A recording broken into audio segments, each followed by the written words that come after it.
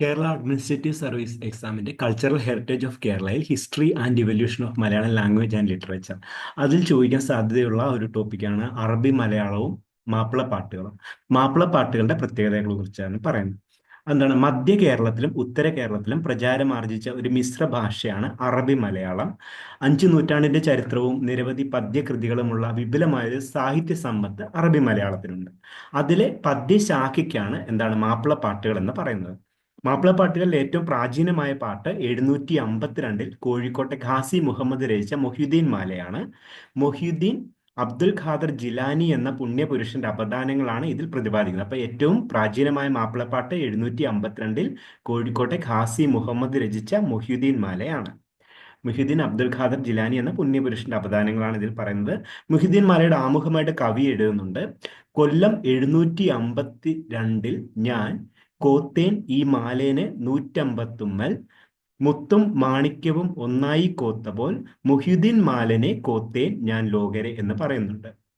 ഇവിടെ പറയുന്നുണ്ട് മുത്തും മാണിക്യവും ഒന്നായി കോത്തപോൽ എന്ന് പറയുന്നുണ്ട്. അവിടെ നമ്മൾ അറിയാവുന്നതാണ് മണിപ്രവാള ഭാഷ എന്ന് പറഞ്ഞു കഴിഞ്ഞാൽ തമിഴ് മണി, സംസ്കൃത പവിഴം കൊക്കിൻഡ്രേൻ എന്നാണ് പറയുന്നത്. അതായത് തമിഴാകുന്ന മുത്തും അതുപോലെ സംസ്കൃതമാകുന്ന മാണിക്യവും ഒരുമിച്ച് ചേർത്തതാണ് മണിപ്രവാള ഭാഷ എന്ന് പറയുന്നുണ്ട്.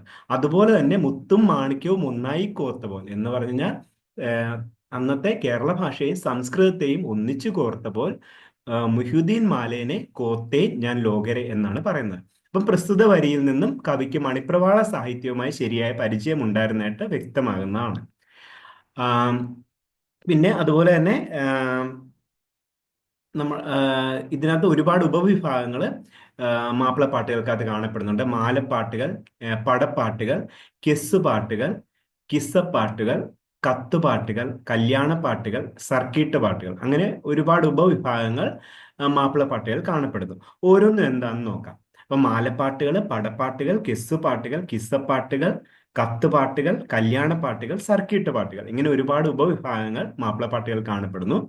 പ്രവാചകന്മാരുടെയും പുണ്യപുരുഷന്മാരുടെയും ചരിത്ര കഥകളാണ് കിസ്സപ്പാട്ടുകളിലുള്ളത്.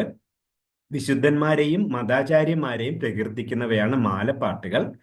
വീരരസപ്രധാനമായ പടപ്പാട്ടുകളിൽ വീരാപദാനങ്ങളും യുദ്ധങ്ങളും വർണ്ണിക്കുന്നു. ശൃംഗാരപ്രധാനമായ പ്രേമഗാനങ്ങളാണ് കെസ് പാട്ടുകൾ. ഗാനരൂപത്തിലുള്ള കത്തുകളാണ് കത്തുപാട്ടുകൾ. ഒരാൾ മറ്റൊരാൾക്ക് കത്തിന്റെ രൂപത്തിൽ അയക്കുന്ന സന്ദേശമാണ് ഈ കത്ത് പാട്ട് എന്ന് പറയുന്നത്. അതുപോലെ യാത്ര പോയതും അപ്പോൾ കണ്ട കാഴ്ചകൾ വിവരിക്കുന്നതുമായ പാട്ടുകളാണ് സർക്കീട്ട് പാട്ടുകൾ എന്ന് പറയുന്നത്.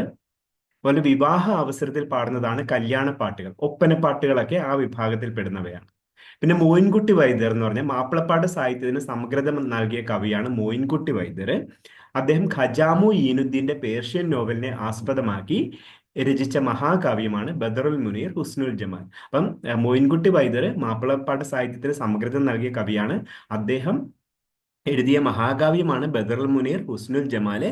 ഖജാമു ഈനുദ്ദീന്റെ പേർഷ്യൻ നോവലിനെ ആസ്പദമാക്കിയാണ് അദ്ദേഹം ആ മഹാകാവ്യം എഴുതിയത്. ഇനി മാപ്പിളപ്പാട്ടിന്റെ ഭാഷാ പ്രത്യേകതകൾ നോക്കുകയാണെങ്കിൽ ഏതൊക്കെയാണ്? ഒരുപാട് ഭാഷകൾ ഇതിൽ കാണപ്പെടുന്നത്. അറബി, സംസ്കൃതം, തമിഴ്, പാർസി, ഹിന്ദുസ്ഥാനി, കന്നഡ തുടങ്ങിയ ഭാഷകളിലെ പദങ്ങൾ സുലഭമായി മാപ്പിളപ്പാട്ടുകൾ കാണാനായിട്ട് സാധിക്കും. അതുപോലെ തന്നെ ഈണം, താളം, പ്രാസം എന്നിവയോട് ഒത്തുപോകാൻ വേണ്ടി ഏത് ഭാഷയിൽ നിന്ന് വാക്ക് സ്വീകരിക്കുക എന്നതാണ് മാപ്പിളപ്പാട്ട് എഴുതുന്നവരുടെ പൊതുവെയുള്ള രീതി. മാപ്പിളപ്പാട്ടുകളുടെ താളക്രമം അല്ലെങ്കിൽ വൃത്തം എന്ന് പറയുന്നത് ഇശൽ എന്നാണ് അറിയപ്പെടുന്നത്. ഇശൽ എന്ന് പറയുന്ന വൃത്തത്തിലാണ് ആ ഒരു വരികൾ ക്രമപ്പെടുത്തിയിരിക്കുന്നത്. അതുപോലെ തന്നെ ഒരുപാട് ഇശലുകളുണ്ട്. തൊങ്കൽ, കൊമ്പ്, ആദിയന്തം, പുകയനാർ, അങ്ങനെ തുടങ്ങി ഒരുപാട് ഇശലുകൾ ഇതിനകത്തുണ്ട്. ഇശലുകളുടെ അടിസ്ഥാനം ദ്രാവിഡ ഗാനരീതിയാണ്. ദ്രാവിഡ ഗാനരീതിക്ക് അനുസരിച്ചാണ് ഇശലുകൾ ചിട്ടപ്പെടുത്തിയിരിക്കുന്നത്.